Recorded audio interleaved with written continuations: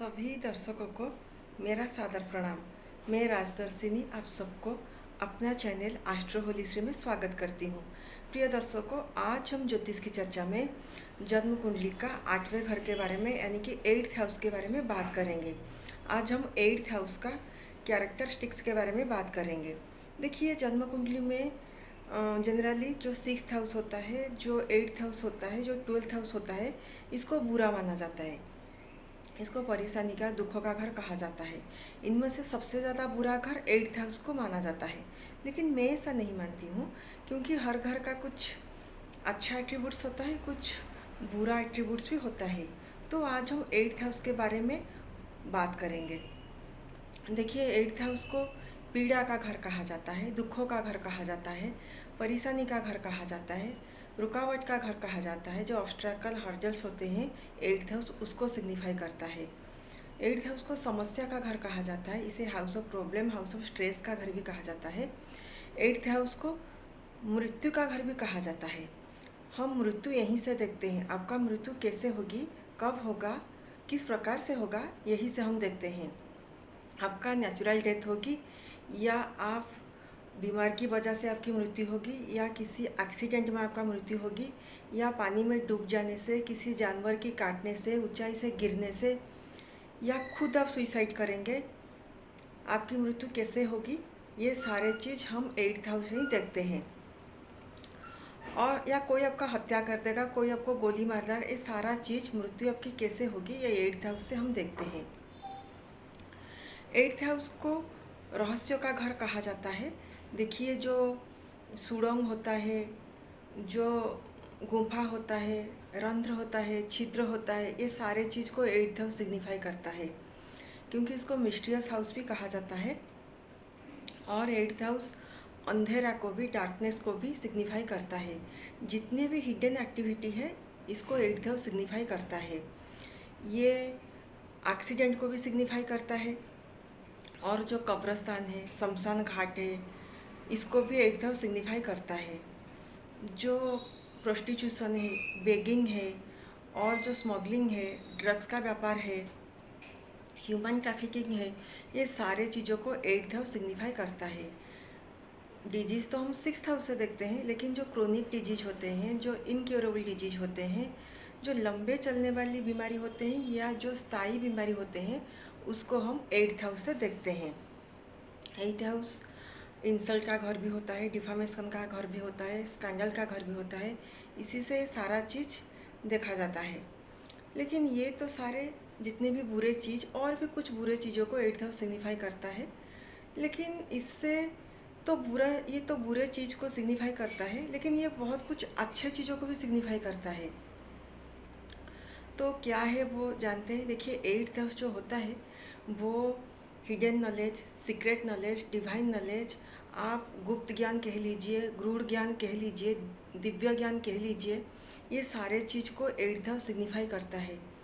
भगवान महावीर जी और भगवान बुद्ध जी जब तपस्या में थे, ध्यान में मग्न थे, उनको दिव्य ज्ञान की प्राप्ति हुई थी, उनको परम सत्य की प्राप्ति हुई थी।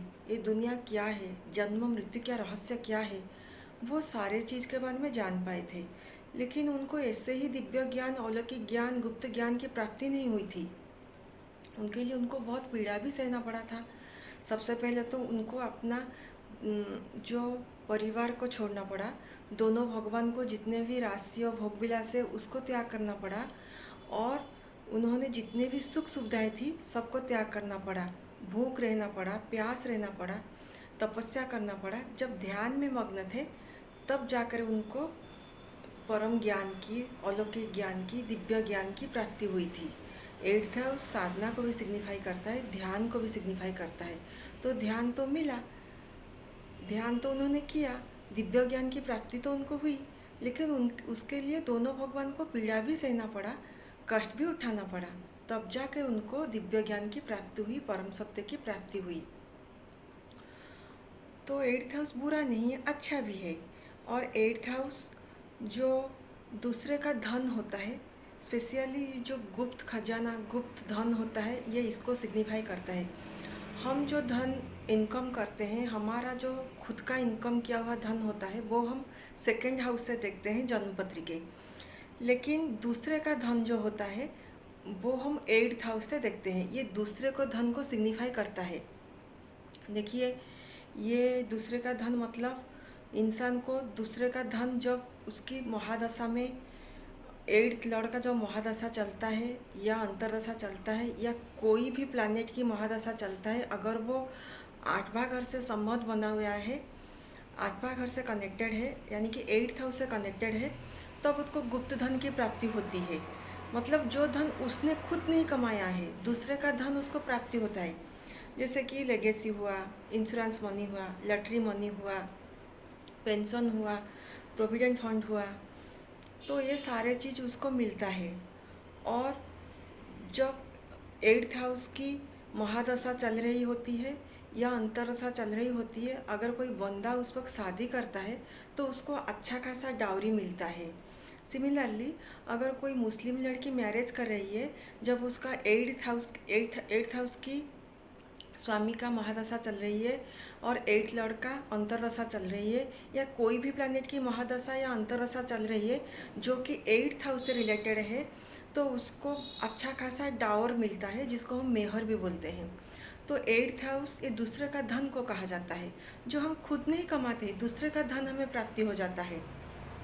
देखिए, एट्थ हाउस जब आता है इंसान को परेशानी तो देता है, स्ट्रेस तो देता है, प्रॉब्लम तो देता है, लेकिन ये बहुत सारे चीज़ों को भी, अच्छे चीज़ों को भी सिग्निफाई करता है। जैसे कि new technology, advance technology, software development, engineering, ये सारे चीज़ को एट्थ हाउस सिग्निफाई करता है। एंथ्रोपोलॉजी, आर्कियोलॉजी, हिस्ट्री, इसको एट्थ हाउस सिग्निफाई करता है। डाटा एनालिसिस को भी एट्थ हाउस सिग्निफाई करता है। और एट्थ हाउस एस्ट्रोलॉजी को भी सिग्निफाई करता है।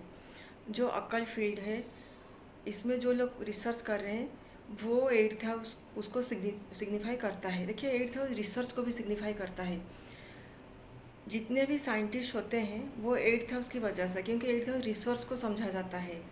कोई व्यक्ति पीएचडी कर रहा है, कोई बंदा पीएचडी कर रहे हैं, लेकिन अब तक वो थीसिस डिपॉजिट नहीं कर पा रहे थे, लेकिन जैसे ही एट्थ हाउस की महादशा चला या अंतरदशा चला या कोई भी प्लैनेट की महादशा चल रहा है जो कि एट्थ हाउस से कनेक्टेड है, वो अच्छे से अपना थीसिस डिपॉजिट कर पाएंगे। देखिए, एट्थ हाउस को साधना का घर भी कहा जाता है, तपस्या के घर भी कहा जाता है, मैंने थोड़ी देर पहले बताया। तो एट्थ हाउस ये सारे चीज़ को सिग्निफाई करता है।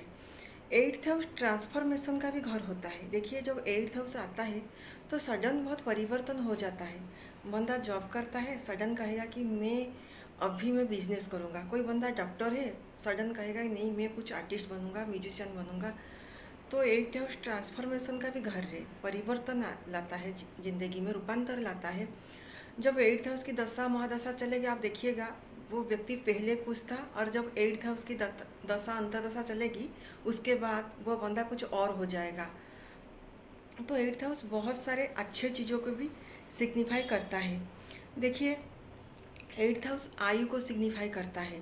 हमने कहा एट्थ हाउस डेथ को सिग्निफाई करता है, तो एट्थ हाउस आयु को भी सिग्निफाई करता है। आपकी एज कितनी होगी, आप कितने साल जिएंगे, ये सारा चीज़ एट्थ हाउस से देखा जाता है। और एट्थ हाउस का जो इंडिकेटर होते हैं वो शनि महाराज होते हैं।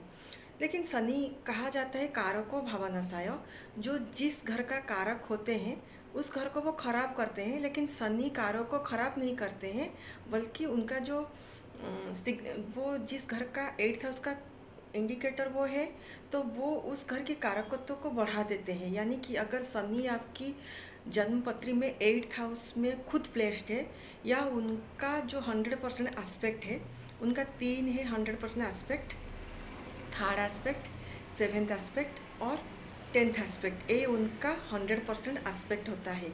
वो जहाँ बैठते हैं वहाँ से वो तीसरी दृष्टि से, 7वीं दृष्टि से, 10वीं दृष्टि से, पूर्ण दृष्टि से उस घर को देखते हैं। अगर शनिदेव खुद आपकी जन्मपत्री में जो आपका रेडिकल हॉरोस्कोप है वहाँ पर खुद एट्थ हाउस में बैठ जाए, अष्टम भाव में बैठ जाए, या अष्टम भाव में उनकी दृष्टि जाए, थर्ड एस्पेक्ट, सेवेंथ एस्पेक्ट और eighth aspect, third aspect, seventh aspect और 10th एस्पेक्ट, तीसरा दृष्टि, सातवां दृष्टि और 10वां दृष्टि अगर उस घर में यानी कि आपकी 8th हाउस में पड़ जाए तो व्यक्ति की आयु लंबी हो जाती है। अगर वो अल्पायु होता है तो वो मध्यायु हो जाता है, तो मध्यायु होता है तो वो दीर्घायु हो जाता है, अगर वो दीर्घायु होता है तो अमितायु हो जाते हैं। तो शनि आयु को लंबी कर देते हैं क्योंकि शनि आयु का कारक होते हैं। और आपका जो 9th हाउस होता है वो हाउस ऑफ फॉर्च्यून का घर होता है, यानी कि हाउस ऑफ लक का घर होता है, भाग्य का घर होता है। और आपका जो 8th हाउस होता है वो हाउस ऑफ मिसफॉर्च्यून का घर होता है, यानी कि दुर्भाग्य का घर होता है। एक्चुअली कहा जाता है, बहुत एक इंटरेस्टिंग बातें हैं। देखिए, अगर आपका जो 9th लॉर्ड है अगर वो 8th हाउस में आकर बैठ जाएंगे तो जब जब उस बंदे के साथ कुछ बुरा होगा तब तक उसका भाग्योदय होगा, उसमें उसको धन की प्राप्ति होगी, उसको ज्ञान की प्राप्ति होगी और बहुत सारी चीज़ें। अगर वो रिसर्च कर रहा है तो उसमें उनको सफलता मिलेगी, तो बहुत सारी चीज़ों की प्राप्ति होगी। तो कुल मिला के देखा जाए तो 8th हाउस सिर्फ बुरे घर को सिग्निफाई नहीं करता है, बुरे चीज़ों को सिग्निफाई नहीं करता है, बुरे से ज़्यादा अच्छे चीज़ों को सिग्निफाई करता है क्योंकि गुप्त ज्ञान का घर है, डिवाइन वो परम सत्य जो डिवाइन नॉलेज है, हिडन नॉलेज है, इसका घर है। तो अगर मैं यही कहूँगी, जब 8th हाउस की जो महादशा चले या अंतरदशा चले या कोई भी प्लैनेट अगर चल रहा है जो 8th हाउस से कनेक्टेड है, तो व्यक्ति को तो बहुत स्ट्रेस मिलेगी, टेंशन मिलेगी, परेशानी आएगी, दुख मिलेगा, वो माइंड उसका अस्थिर रहेगा। लेकिन मैंने जितनी भी चीज़ें बताई, अगर वो 8th हाउस रिलेटेड मैंने जितनी भी चीज़ें बताई, अगर वो उससे रिलेटेड काम करेंगे, जैसे कि मैन्युफैक्चरिंग का काम है, जैसे कि टेक्नोलॉजी का काम है, सॉफ्टवेयर डेवलपमेंट का काम है, इंजीनियरिंग का काम है, एंथ्रोपोलॉजी रिलेटेड काम है, और वो अकल फील्ड में अगर काम करेंगे और वो डाटा एनालिसिस का काम अगर करेंगे और वो एस्ट्रोलॉजी का काम अगर करेंगे और दूसरे का धन लेकर अगर बिजनेस करेंगे तो उनको सफलता मिलेगी, परेशानी कुछ नहीं होगी। आज यहीं तक। अगर आपको ये वीडियो अच्छा लगता है तो इसे ज़्यादा से ज़्यादा शेयर कीजिएगा, लाइक कीजिएगा। धन्यवाद, नमस्कार।